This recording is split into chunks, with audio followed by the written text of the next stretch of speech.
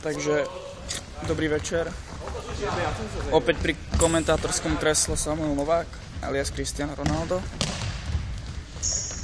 Dnes sme sa tu zišli v takej neskorej dobe, pretože hviezdy mávajú tréningy najskoro večer o 8:30, ale zajtra v škole sa vidíme zas.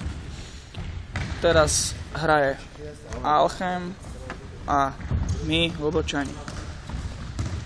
Máme veľmi kvalitnú zestavu, môžeme ukázať našu striedačku, akože je to fakt dosť drsné. Dneska nemám ani spolukomentátora, aj okaz je doma. Nevadí, budem komentovať ja sám. Takže ukážem vám našu lavičku najprv. Toto je naša lavička. Madurčicic, Gerfi, Čajlo a Denis. A tady už máme detailný záber na Heda Ečka. Edo, že?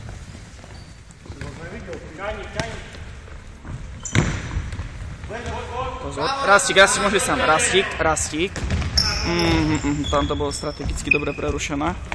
Mačo, Domino zabíhal. A Guma ide. Lukáč, Čajl, Lukáč, Edo stráca loptu. Škarupa. A je tu Lukáč. Majo má loptu. Majo skúsil. Majo dáva gól! Varí zo 40. Dobrá.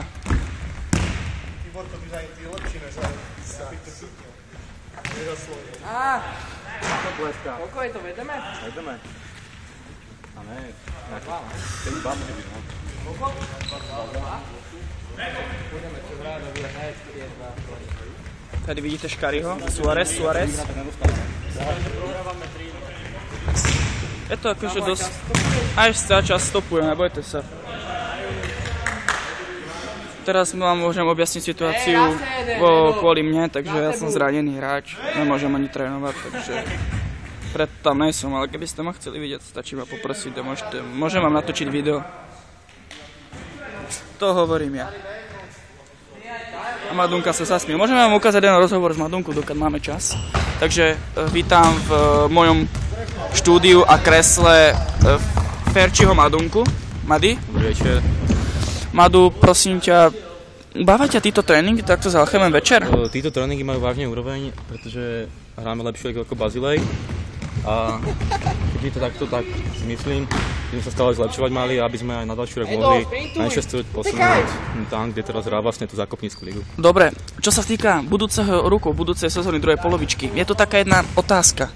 Myslíte si, že náš tréner odíde z trénerského kresla? Myslím si, že kolektív nášho hlbokého ho omladzuje, čiže si myslím, že ostane ďalej a podrží toto kreslo, pretože máme ho celkom radi a podáva slušné taktické základy nám dáva a preto myslím, že by mal dostať. Dobre. Ďakujem, Madunka, veľmi pekne. Teraz sa vrátime opäť k zápasu, lebo Lukáč má veľkú šancu. Lukáč! A Lukáč to včiel dosť dojebal.